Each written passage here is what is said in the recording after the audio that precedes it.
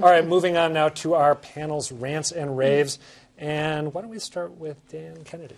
I have a rave for Ashley Feinberg of the tech website Gizmodo. Ashley Feinberg, the other night, James Comey, the director of the FBI, said he had a private Twitter and Instagram account. Said nobody can figure out who my account is, but I do have these. And she set about trying to figure out what Twitter account out there was his. And it was an amazing bit of sleuthing that she did. Every journalism student should read what she did. She said it took her about 4 hours.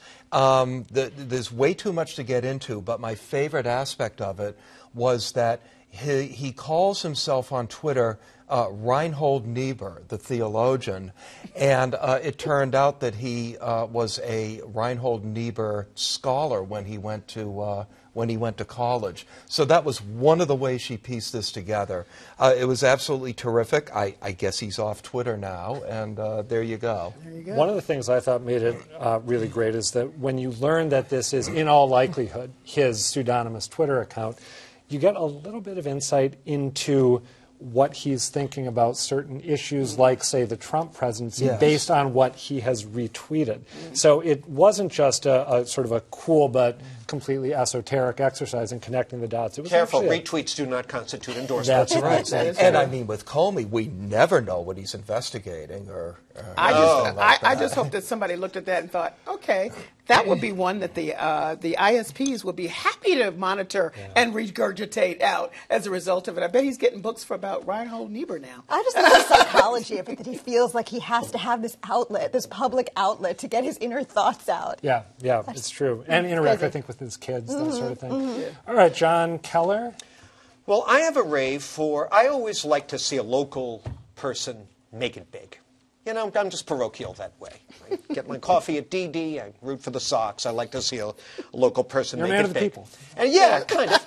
And Steve Kornacki of MSNBC is just so consistently good at what he does. If he's on in the late afternoons, sometimes fills in at other times of the day. Great energy, engaging personality. And I especially love the way he throws in all these great Massachusetts references.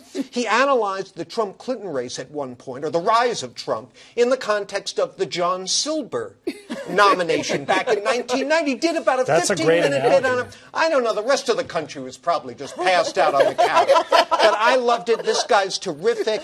And he's also, unlike some of his lesser colleagues on MSNBC, very sort of down the middle and fact-based in his presentation. Check him out if you haven't seen him. He is really good. Yep. Kelly Crossley. I have a rant and a rave because I am raving for the 160 staffers at the Wall Street Journal with the braveness to sign a letter, to send it to their editor, Gerald Baker, and his deputy, Matt Murray, to say that the paper does not reflect the diversity of women and people of color. And in fact, it's going in the opposite way, and they're quite concerned. And they point out that they lost a prominent woman, Rebecca Blumenstein, who was a 22-year Journal veteran and deputy editor. She went to the New York Times, and that was just part of the tip of the iceberg. But a lot of these issues have been going further below this. So they've signed the letter. That's 160 as confirmed by people outside. Nobody has the final number. Could be more, could be a few less. But, you know, in these days and times when journalism jobs are tough, and Wall Street Journal is a great paper, I mean, they do good work, to stand up and say, as they did, that after the recent round of layoffs and buyouts, just 18% of our union-represented writers, editors, visual journalists, and reporters are people of color. It is a brave, courageous, timely, thank you very much to those 160 staffers. All right, Joanna Way. So I have a rant about the life cycle of a viral news story. Earlier this week, the Washington Post did a story about Rex Tillerson, the Secretary of State, and his strained relations with people within the State Department. It included an unattributed, like offhand sort of tidbit that some career diplomats said that they were instructed not to look Rex Tillerson in the eye. No sourcing on this. Immediately, speaking of Twitter, their Medusa photos go wild on Twitter. Every aggregating news site is Took me like writing 5 things seconds about to get that, but that's good. You know, the internet explodes with people writing off of this story. There was an AP diplomatic reporter who pointed out on Twitter the story's not true.